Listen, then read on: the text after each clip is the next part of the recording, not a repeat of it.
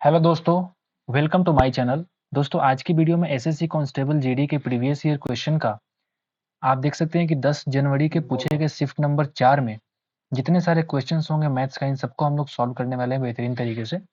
ठीक है, तो ये हमारा सेट नंबर 4 होगा आई थिंक। इसके पहले हम लोग 3 सेट कर चुके हैं मैथ्स के सॉल्यूशन का। ठीक है, तो इस मैथ्स के बाद हम लोग रीजनिंग और इंग्लिश भी करने वाले हैं। जैसे कि आपको पता है कि फरवरी मार्च में आपका जो कांस्टेबल जीडी 2024 है उसका पेपर होने वाला है। तो प्रीवियस ईयर क्वेश्चन कितने इंपॉर्टेंट होते हैं आपको पता है दोस्तों। ठीक है, तो किसी एक शिफ्ट में अगर 3-4 सवाल भी आपके लिए इंपॉर्टेंट होते हैं तो बहुत बड़ी बात है हमारे लिए। ठीक है, तो अगर आपको अच्छा लगे तो लाइक कर देना हमारे वीडियो को, और सब्सक्राइब भी कर सकते हैं अगर आपको ज़्यादा अच्छा लगे तो। ठीक है दोस्तों, चलिए शुरुआत करते हैं, टाइम वेस्ट नहीं करते हैं, चलते हैं हम लोग सीधे मैथ से क्वेश्चन की तरफ। ठीक है, मेरा नाम बबलू सोनी है और मैं सीजी अकाउंटेंट हूँ इन दिल्ली। मेरा पोस्टेड है, मैं दिल्ली के अंदर पोस्टेड हूँ।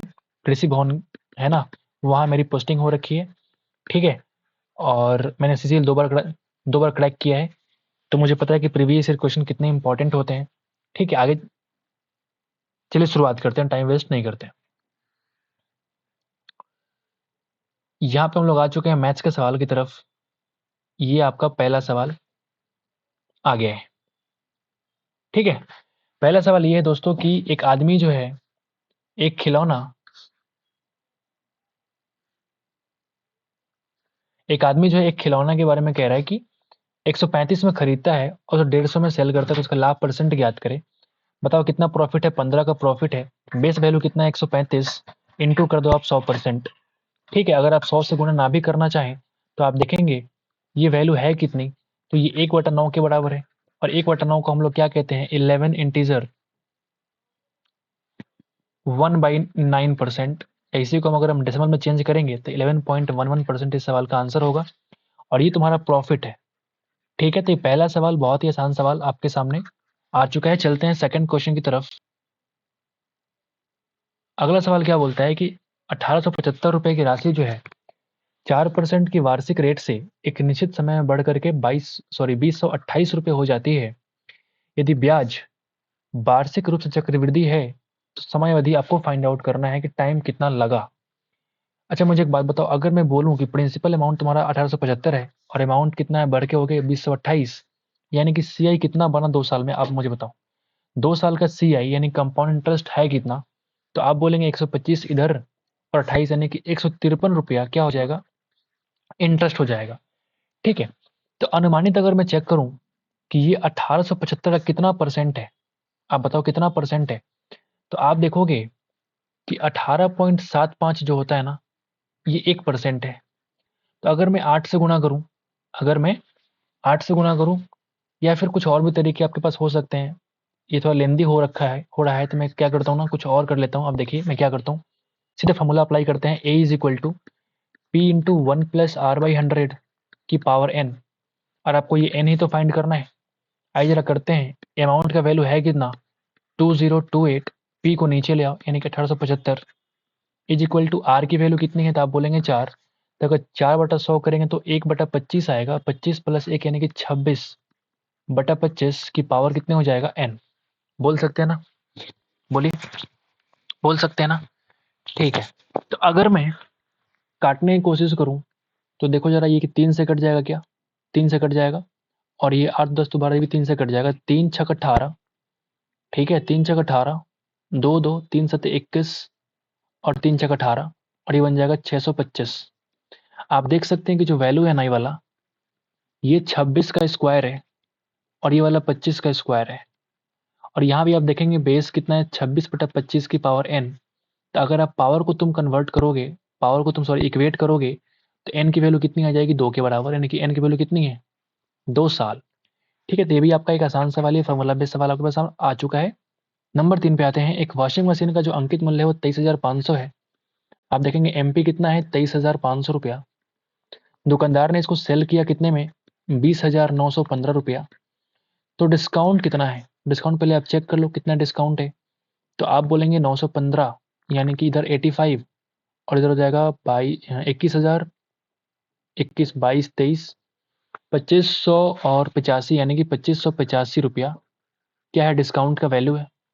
और बेस वैल्यू किस पे निकालते हैं, एमपी पे, यानी कि 23,500 इंटू 100%। क्या मैं कह सकता हूँ ये बात, क्या यही हमारा डिस्काउंट परसेंट है कि नहीं? बिल्कुल है, बिल्कुल है। तो आओ जरा हम चेक करें। ठीक है, आप अगर देखेंगे तो 0 0 कट जाएगा और ये पूरा से ना 11 बार में कट जाएगा। आप चेक करना एक बार। यानी कि डिस्काउंट परसेंट की जो वैल्यू आ रखी है वो 11% है, जो कि आपका रिक्वायर्ड आंसर है। आगे बढ़ते हैं और नंबर 4 पे आते हैं। 3240 का जो एलसीएम है वो x के वर्ग से 9 कम के बराबर है। तो आप मुझे बताओ 3240 का जो एलसीएम अगर आप निकालोगे तो मैं शॉर्टकट कैसे निकालता हूँ? 16 गुना 2, 16 गुना सॉरी 8 गुना 4 और 8 पचे 40। हमने 8 कॉमन ले लिया मन में, तो 8 कॉमन निकालने के बाद ये बच गया 4 और ये बच गया 5। इन दोनों का एलसीएम कितना हो जाएगा? 20। 8 जो कॉमन लिए थे गुना कर दो, यानी एलसीएम कितना हो जाएगा? 160। मैं ऐसे करता हूँ फास्ट, यानी कि एलसीएम आ गया 160। अब सवाल क्या बोलता है कि 160 जो है ना, ये एक्स के वर्ग से 9 कम है, तो एक्स का धनात्मक मान निकालिए। मतलब एक्स स्क्वायर की वैल्यू आ जाएगी 169, यानी एक्स की वैल्यू प्लस माइनस 13। अब चूंकि धनात्मक कह रहा है तो मैं कह सकता हूँ कि एक्स की वैल्यू 13 के बराबर है। Option number 4 is the required answer. 5 number क्या बोलता है भाई? इस शहर की जो वर्तमान जनसंख्या है वो 1,25,000 है। यदि जनसंख्या 2% की दर से बढ़ती है ना, तो 3 वर्ष के बाद शहर की जनसंख्या क्या होगी? बहुत बढ़िया। इस तरह के सवाल में अभी अगर 100 है तो अगले साल 102 हो जाएगा, लेकिन चूंकि 3 साल के बाद पूछ रहा है तो ऐसे हम 3 बार कर पाएंगे। ये कंपाउंडिंग का खेल है, समझ रहे हो बात? ये कंपाउंडिंग का खेल है। तो ये 3 साल बाद की जनसंख्या की कहानी आपके सामने आ चुकी है। आओ जरा काट पीट करते हैं। 2 3, 1 2 3 खत्म। अगर हम 25 से काटेंगे तो 25 से 5 बार में और ये 25 से 4 बार में कटेगा ना। 5 गुना 2 कटेगा ना। अच्छा एक बात बताओ, 2 गुना 2 गुना 2 ये पूरा 8 है ना। 2 गुना 2 गुना 2 यानी कि काट दो पूरा। 2 से काटेंगे 51, 2 से काटेंगे 51, 2 से काटेंगे 51। आप चेक करोगे 51 का क्यूब कितना होता है? 132,651 इज द रिक्वायर्ड आंसर। बहुत बढ़िया, बहुत आसान। नंबर 6 पे आते हैं। अमन की कहानी है। क्या कहता है भाई अमन? क्या कहता है अमन? अमन, राम और कपिल एक कार्य को, अमन है, राम है और कपिल है, तीनों जो है क्रमशः किसी काम को 68 दिन में, 51 दिन में, 17 दिन में काम पूरा कर पाएंगे। तुम्हारा एक्चुअल टाइम दे रखा है। ठीक है दोस्तों, यदि वे बारी बारी से एक एक दिन इस प्रकार कार्य करते हैं कि अमन पहले दिन कार्य करता है, राम दूसरे दिन और फिर कपिल तीसरे दिन कार्य करता है, फिर जो है अमन के बारे में कहता है कि चौथे दिन कार्य किया, यह क्रम इस प्रकार जारी रहता है, तो 50% कार्य होने में लगभग कितने दिन लगेंगे? लगभग का मतलब ये है कि पॉइंट में आ रहा होगा तो कुछ उसको आगे पीछे करके आपको लगभग वैल्यू निकालना है। ठीक है, अब मुझे एक बात बताओ, इसका एलसीएम कितना हो जाएगा? तो अगर मैं एलसीएम चेक करूं तो आप देखेंगे 17 कॉमन है ना। अगर 17 में कॉमन निकालूंगा तो ये 1 बचेगा, ये 3 बचेगा और ये 4 बचेगा। बचेगा ना, 4 बचेगा। तो 4 गुना 3 12 और 12 गुना 17, ये तुम्हारा क्या हो जाएगा? टोटल वर्क यानी कि एलसीएम। अगर मैं एफिशिएंसी की बात करूं तो आप देख पाएंगे कि कितना हो पाएगा। अगर मैं एफिशिएंसी की बात करूं तो आप देखेंगे इसकी वैल्यू आ जाएगी 3, इसकी वैल्यू आ जाएगी 4, इसकी वैल्यू आ जाएगी 12। क्लियर है? आप इससे अगर डिवाइड करोगे ना इससे तो पता चल जाएगा। ये तो बस हमने चेक करने के लिए लिखा था। समझ गए बात? इफिशियंसी निकल चुकी है। अब 50% का मतलब ये हुआ कि इसका आधा काम हमको चाहिए। ठीक है, और पहला दिन अमन ने काम किया, फिर राम ने और फिर कपिल ने, यानी कि 3 दिन के अगर हम काम की बात करेंगे तो 4 3 7 और 12 कितना? 19 काम हो रहे हैं। 19 काम हो रहे हैं 3 दिन में। और यहाँ पे काम है कितना एक्चुअल में? 17 गुना 6 यानी कि 102 काम टोटल है। यानी अगर 19 काम पहाड़ा पढ़ेंगे तो 5 से मल्टीप्लाई किया, तो इधर 5 से मल्टीप्लाई किया, यानी कि हम कह सकते हैं कि 15 डेज के अंदर 95 काम हो रखे हैं। 95 काम हो रखा है, लेकिन काम तो 102 है ना। अभी 7 काम बाकी है दोस्त। तो फिर से अमन काम करेगा 3, फिर से अगला दिन राम काम करेगा 1, यानी कि 3 और 4 मिलकर 7 काम हो जाएगा, यानी 15 दिन, 16वां दिन अमन, 17वां दिन राम। यानी कि आंसर कितना हो जाएगा? 17 डेज। और यहाँ पे आंसर आपको दे रखा है 16 दिन। और ये मुझे समझ में नहीं आ रहा है कि ऐसा क्यों, कुछ मिस्टेक हुआ यहाँ? मैंने इफिशियंसी लिखने में कुछ गड़बड़ी करी है क्या? अगर मैं इफिशियंसी लिखने में कुछ गड़बड़ी किया हूँ मैं जरा चेक कर लेता हूँ। 12 गुना 17 बटा 68, 17 गुना 4, 4 गुना 3, ठीक तो है। अगर यहाँ पे 51 होता तो 3 गुना 4, ठीक है। अगर यहाँ पे 12 गुना 17 बाई 17, बिल्कुल ठीक है, कोई दिक्कत नहीं यहाँ पे। तो 12 4 16 और 3 19, 4 3 7 12 कितना होता है 19, सही तो है। 3 दिन में हमारे 19 काम करवा लिया। तो 19 25 95, 5 3 15, यानी कि 102 काम करवाने हैं, तो 2 दिन और लगेगा ना भाई। पता नहीं 16 दिन क्यों दे रखा है, मुझे समझ नहीं आ रहा है। मुझे लगता है मैंने कुछ मिस्टेक करी है। हालांकि this is the process to find the answer of this question. आप एक बार चेक करना कि 16 क्यों 17 क्यों नहीं है, ठीक है। मेरे हिसाब से 17 इज द आंसर। ठीक है, आगे बढ़ते हैं, आगे बढ़ते हैं, ठीक है ना। आगे बढ़ जाते हैं, आ जाइए। अंकित मूल्य पर 10% की छूट देने पर एक विक्रेता 5% का लाभ अर्जित करता है। अगर अंकित मूल्य को हम मान लेते हैं कि 100 के बराबर है, 10% डिस्काउंट दिया, यानी कि एसपी कितना हो गया भाई 90, तब भी कहता है कि 5% का लाभ होता है, मतलब सीपी कितना निकालेंगे 90 105 के बराबर है, इंटू 100 कर दो, यानी कि तुम्हारा सीपी की वैल्यू आ चुकी है। यदि अंकित मूल्य में 5% की वृद्धि की जाए, यानी कि 100 की वस्तु को 105 कर दी जाए दोस्तों, और प्रत्येक 5% की 2 क्रमिक छूटें दी जाती हैं, तो विक्रेता को कितने परसेंट का लाभ होता है। गंदा सवाल, गंदा कैलकुलेशन है इसमें। ठीक है, आपने बोला कि 2 बार 5-5% का डिस्काउंट दो, तो विक्रेता को कितने परसेंट का लाभ होता है। ठीक है, आपको मालूम चल गया कि सीपी तुम्हारा इतना है। अगर तुमने इस एमपी को बढ़ा करके 105 कर दिया, तो अगर तुम 2 बार डिस्काउंट दोगे, तो एसपी कितना होगा नया वाला, बताओ। न्यू एसपी की अगर बात करूं मैं, तो कितना हो जाएगा बताइए। 105 में आपने क्या बोला कि 5-5% की 2 बार डिस्काउंट दिया, मतलब हम कह सकते हैं कि 100 गुना 95, और फिर से हम बोल सकते हैं 100 गुना 100 नीचे और 95 ऊपर, क्योंकि 100 की वस्तु को हमने 95 में दिया, 2 बार 5-5% का डिस्काउंट दिया। बोल सकते हैं ना, बोल सकते हैं ना, ठीक है। लेकिन ये बहुत ज़्यादा गंदा गुणा भाग कैलकुलेशन होगा। अब यहाँ पे सीपी और एसपी का आप देख सकते हो कि रेशियो मुझे मिल चुका है, तो प्रॉफिट और लॉस हम यहाँ से निकाल सकते हैं। प्रॉफिट और लॉस हम यहाँ से निकाल सकते हैं, मुझे सिर्फ इतने से मतलब है, राइट साइड वाले वैल्यू से।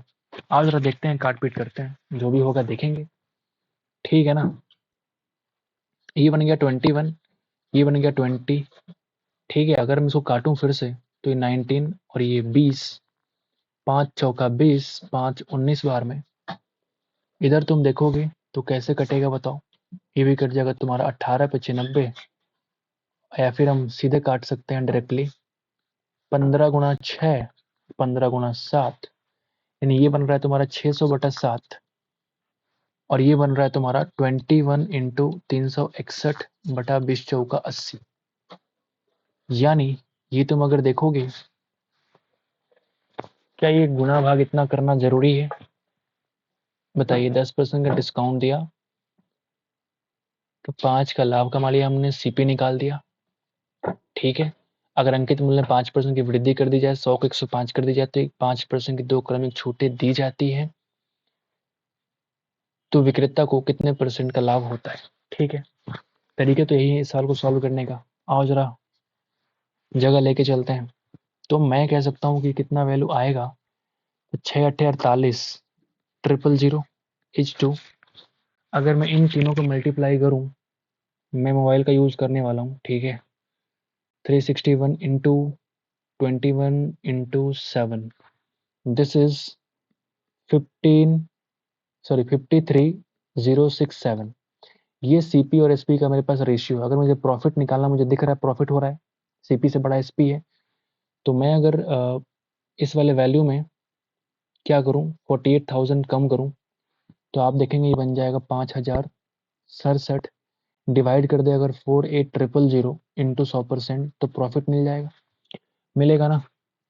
यानी मैं कह सकता हूँ कि इसको इससे काट लो, और 5067 को 5067 को डिवाइड करोगे अगर 480 से, तो आपको मिलने वाला है 10.55%, जो कि आप ऑप्शन नंबर 3 में देख सकते हैं।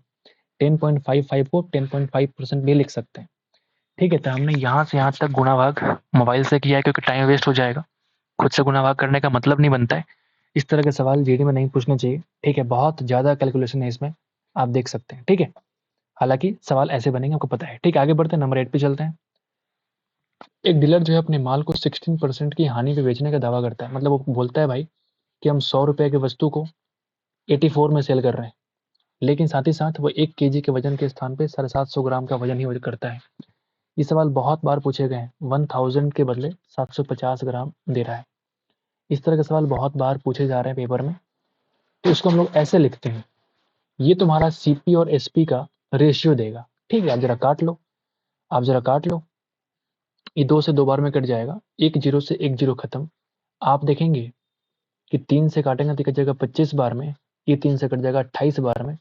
यानी मैं कह सकता हूँ कि 25 की वैल्यू 28 है सीपीएसपी का रेशियो, यानी कि 100 की वैल्यू कितनी हो जाएगी, 112। आप खुद देख सकते हैं कि 12% का प्रॉफिट है, 12% का एक्चुअल प्रॉफिट है, ठीक है। ये हालांकि दुनिया के सामने कह रहा है कि हम 16% की हानि पे सेल कर रहे हैं, लेकिन वो वजन कम देकर घपला मार देता है, जिसके वजह से वो 16% हानि के बदले उसको एक्चुअल में 12% का प्रॉफिट हो रहा है, ठीक है। बहुत ही बढ़िया सवाल। आगे बढ़ते हैं, 9 पे आते हैं और एक बोलता है कि शंकु का जो वक्र पृष्ठीय क्षेत्रफल है वो कितना है। शंकु का वक्र पृष्ठ क्षेत्रफल होता है भाई पाई आर एल, बोलते हैं ना इसको, pi R L, curve surface area, इसको बोलते हैं 4455। और इसका व्यास है 105, यानी कि रेडियस कितना हो जाएगा 105/2। आपको निकालना है स्लांट हाइट, तिर्यक ऊंचाई आपको फाइंड आउट करना है, तिर्यक ऊंचाई क्या होगी, ठीक है। तो पाई की वैल्यू मुझे मालूम है, रेडियस मुझे मालूम है, एल आपको फाइंड करना है, कर निकाल देते हैं भाई। आओ जरा गुना कर लें, 11 से कट जाएगा ये वाला, और 11 से इसको काट लो, 405, 405 सही है ना। इसको अगर हम काटें 7 से तो 15 बार में कट जाएगा, यानी कि एल की वैल्यू आ जाएगी 5 गुणा 2 और 5 7 35, यानी कि एल की वैल्यू 5 7 100, 15 गुणा 7 105 होता है ना, 27 centimetre is the required answer of L. 10 पे आते हैं भाई, 1000 की रैखिक दौड़ में सलोनी ने श्वेता को 100 मीटर से हराया। ये रेस का सवाल है, रेस के सवाल बढ़िया होते हैं, इसको आप एक बार दोबारा जरूर ट्राई करना। पहले हम ट्राई करते हैं कि मैं कैसे बनाऊंगा, ठीक है। मैं देखता हूँ, कह रहा है कि 1000 मीटर का दौर है, ठीक है भाई। ये पूरा लंबाई कितना है, 1000 मीटर का है। सलोनी ने श्वेता को 100 मीटर से हराया, यानी मैं कह सकता हूँ कि जब सलोनी यहाँ पहुंच चुकी है फाइनल में, यहाँ पहुंच चुकी है, तो श्वेता कहीं यहाँ पे है, श्वेता कहीं इस पोजीशन पे, और यहाँ से यहाँ का डिस्टेंस है कितना, 100 मीटर, ठीक है। मतलब मैं कह सकता हूँ सलोनी अगर 1000 चलती है तो श्वेता सिर्फ 900 चल पाती है मीटर, जबकि श्वेता ने सोनम को 150 मीटर से हराया। एक और बनाते हैं लंबा सा, ये 2 लोगों की है। अब श्वेता जब यहाँ से यहाँ आती है ना, तो एक और नाम आता है सोनम, उसको इसने 150 मीटर से हरा दिया। तो उस कंडीशन में सोनम यहीं पे रहती है, बहुत पीछे रहती है, और ये 150 मीटर होता है, 150 मीटर होता है, ठीक है। और ये पूरा कहानी हो रहा है 1000 मीटर के रेस में। तो सवाल ये है कि सलोनी ने सोनम को कितने मीटर से हराया। ये वाली सलोनी इस सोनम की बात कर रहा है कि कितने मीटर से हरा दिया। बहुत बढ़िया। अगर हम तीनों को एक ही प्लेटफॉर्म पे लेके आए, अगर इस सोनम को उठा के इस लाइन पे रख दे कहीं, तो मुझे पता चल जाएगा कितने मीटर से हराया। तो मुझे एक बात बताओ, मुझे एक बात बताओ, अगर मैं कहूँ कि अगर यहाँ से यहाँ तक की दूरी, समझना बहुत ध्यान से, अगर ये 1000 मीटर है, तो 1000 मीटर के रेस में श्वेता सोनम को 150 मीटर से हराती है। तो अगर मैं एक सवाल पूछूं, जब श्वेता यहाँ पे थी, यहाँ पे, तो यहाँ से यहाँ तक की दूरी कितनी थी, बताइए, कहाँ गया। ये दूरी था कितना, 900 मीटर, बोल सकते ना, ये दूरी था 900 मीटर, ठीक है। तो अगर मैं ये पूछूं कि 1000 मीटर में श्वेता सोनम को 150 मीटर से हराती है, तो मैं पूछूं कि 900 मीटर में कितने मीटर से हटाएगी, आप बताओ कितना हो जाएगा। काट लूं क्या, डबल जीरो से डबल जीरो इधर, एक जीरो से ये खत्म, यानी कि 135 मीटर से हराएगी। कब, जब ये 900 मीटर का रेस होगा। यानी 900 मीटर के रेस में अगर श्वेता यहाँ पे है, तो सोनम जो है कहीं यहाँ पे रही होगी, सोनम कहीं यहाँ पे रही होगी, और ये डिस्टेंस है 135 मीटर का होगा, बोलिए ना। यानी अब जो है तीनों सेम पोजीशन पे आ चुकी है, यहाँ पे सोनम है, यहाँ पे श्वेता, और यहाँ पे सलोनी है। तो सलोनी ने सोनम को हराया है 135 और प्लस 100 यानी कि 235 मीटर। उम्मीद करते हैं कि आपको समझ आ गया होगा। ठीक है, चलिए 11 पे आते हैं। 11 पे आते हैं। एक दशक में एक कस्बे की जनसंख्या 145,000 से बढ़ के 200,000 हो गई, तो प्रति वर्ष जनसंख्या का साधारण वृद्धि दर ज्ञात कीजिए। एसआई है तो ज़्यादा मुश्किल नहीं है, अगर कंपाउंडिंग होता तो हालत खराब हो जाती। ठीक है, तो मैं अगर सिंपल कहूँ परसेंटेज निकालना है, जिसको अब 0 0 हटा दो, 3 0 से काट दिया हमने, 145 बढ़ के 200 हुआ है, मतलब मैं कह सकता हूँ कि 55 का वृद्धि हुआ है 145 के रिस्पेक्ट में इंटू 100%। ये तुम्हारा क्या है? इंक्रीज परसेंट है, इंक्रीज परसेंट है। ठीक है, यहाँ पे याद रखना दशक लिखा हुआ है, पूरा डिकेड की बात कर रहा है। डिकेड के अंदर 10 साल होते हैं, पता है ना आपको? ठीक है, तो जो इंक्रीमेंट है ना वो 10 साल के इंक्रीमेंट बता रहा है, लेकिन पूछ रहा है कितना? प्रति वर्ष जनसंख्या। जो भी आएगा उसको हम 10 से डिवाइड करेंगे भाई, तब पर ईयर इंक्रीमेंट आएगा। ठीक है ना? ये देखो 11 25 55, 5 दूना 10, 5 9 35, 45, 1100 बटा 29%। ये क्या है? ये इंक्रीज हुआ है पूरे 10 साल में। तो अगर मैं ये निकालूं इंक्रीमेंट इन ईयर, एक साल में, तो 1100 बटा 29 को 10 से डिवाइड और कर दीजिए, 0 0 खत्म, यानी कि 110 बटा 29 अगर आप डिवाइड करेंगे तो वैल्यू 3.793। मैंने ऑप्शन चेक कर लिया। ठीक है, दिस इज द आंसर जो कि आपका आने वाला है। ठीक है, आसान सवाल है ये। 12 पे आते हैं। 12 क्या बोलता है भाई? 12 नंबर क्या बोलता है? देखिए, एक लड़का जो है घर से कॉलेज तक 35 किलोमीटर पर आवर की चाल से जाता है और 3 किलोमीटर पर आवर की चाल से वापस आता है। यदि पूरी यात्रा 6 घंटे 30 मिनट लगते हैं, तो कॉलेज से घर से कॉलेज की दूरी कितनी है आपको बतानी है। बढ़िया सवाल है। हम मान लेते हैं कि ये इसका होम है और ये इसका कॉलेज है, CLG शॉर्टकट। ठीक है, यहां से हम डिस्टेंस मान लेते हैं कि D के बराबर है। ठीक है, D के बराबर जाता है भाई साहब। मैं लिख के थोड़ा टाइम वेस्ट करता हूँ, ठीक है ना, ताकि समझ अच्छे से मैं फटाफट भी कर सकता हूँ। तो जाता है भाई 35 किलोमीटर पर आवर की स्पीड से और वापस आता है भाई 3 किलोमीटर पर आवर की स्पीड से। लगता है जाता होगा बस से, आता है पैदल, ये भी तो हो सकता है। टोटल टाइम आपको दे रखा है, तो मैं कहूंगा अगर कि D/35 plus D/3 is equal to, चूंकि डिस्टेंस अपॉन स्पीड क्या होता है? Time plus time is equal to 6 घंटा 30 मिनट, यानी कि 13/2। 13/2 सही है ना? सही है ना? यहाँ से आप D कॉमन निकालो, आप देखेंगे 3 और 35 यानी कि 38, और नीचे हो जाएगा 105, इधर हो जाएगा 13/2। डी की वैल्यू कितनी है? कहीं से कट पीट नहीं रहा है, तो काम करते हैं 105 गुणा 13/38 गुणा 2। फिर से गंदा कैलकुलेशन, फिर से गंदा कैलकुलेशन, तो फिर से हम फोन का यूज करेंगे।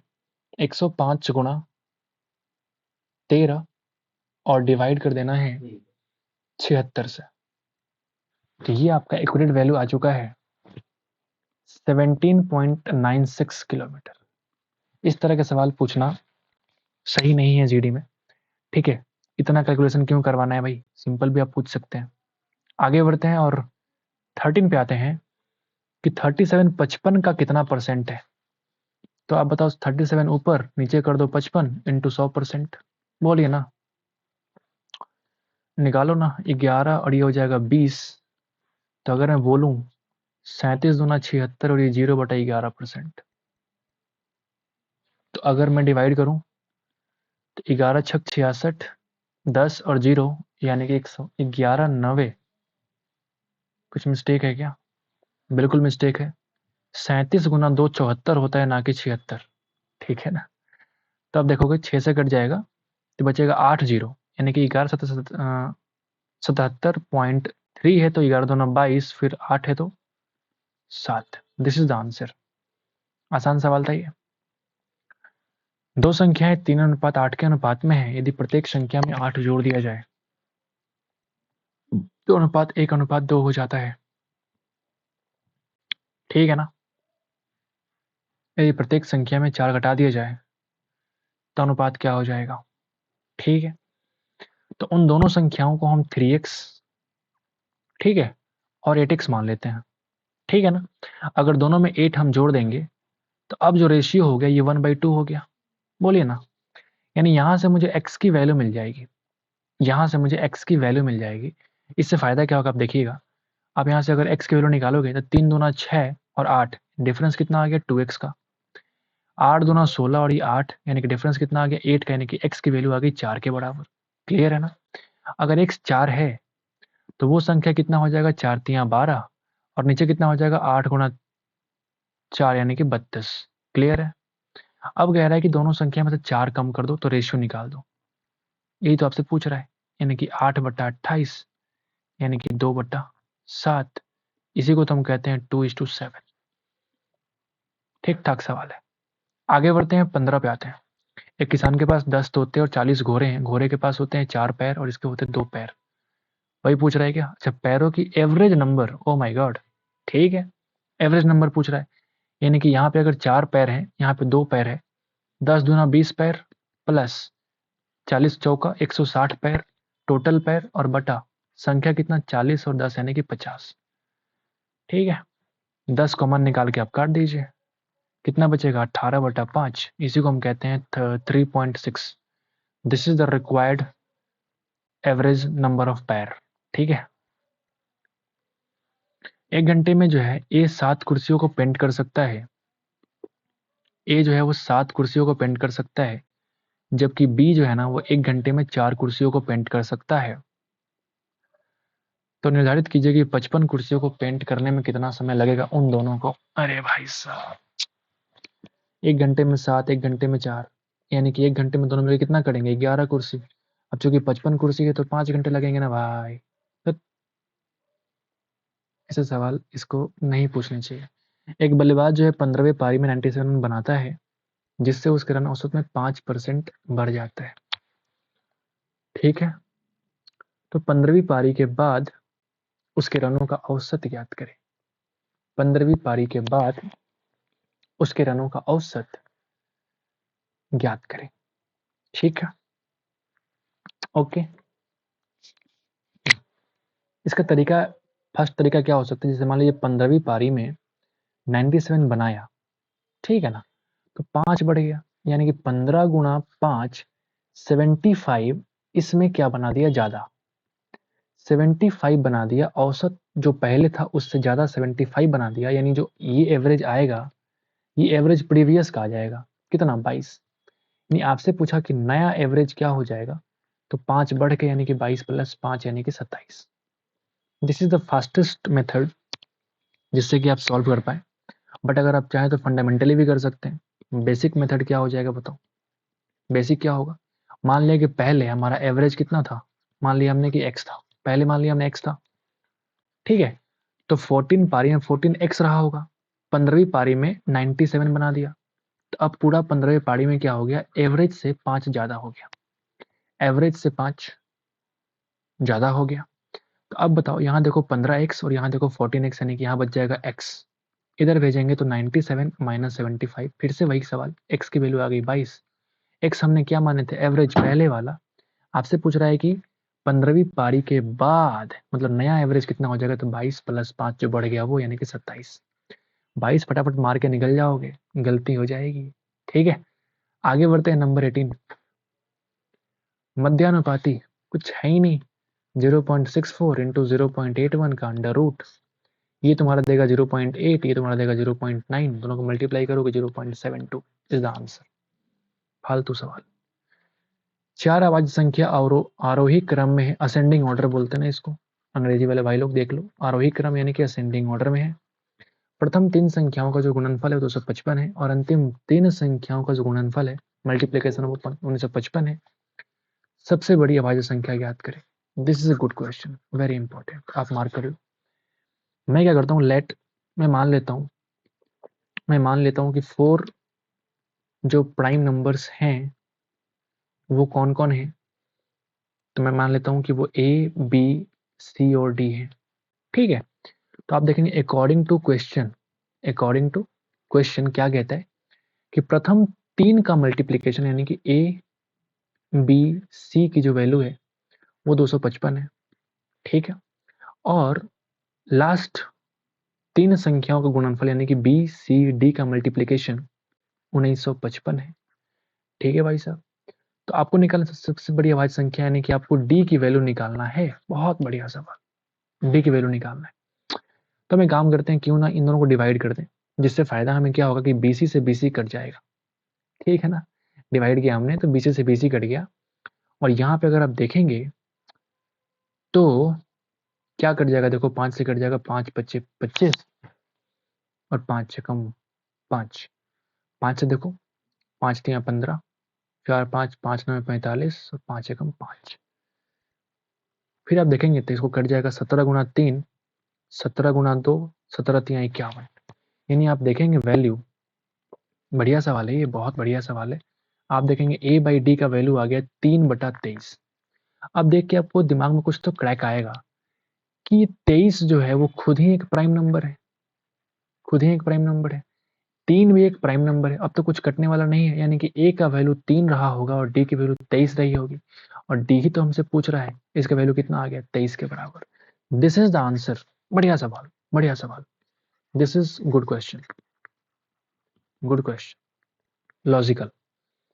नंबर 20 पे आते हैं, लास्ट क्वेश्चन। बढ़िया सवाल की उम्मीद रखते हैं, ठीक है। देखते हैं क्या होता है। हाइट है 20 सेंटीमीटर और त्रिज्या है 14 सेंटीमीटर। बेलन का आयतन, ओ माय गॉड, मैंने अच्छे क्वेश्चन की उम्मीद की थी, तो फालतू सवाल है। Formula base, pi R square is the volume of cylinder, right. Pi की वैल्यू 22/7, आर की वैल्यू 14 इंटू 14 कर लो 2 बार, और हाइट कितनी 20। अगर आप गुणा भाग कर सकते हैं तो कर लीजिए।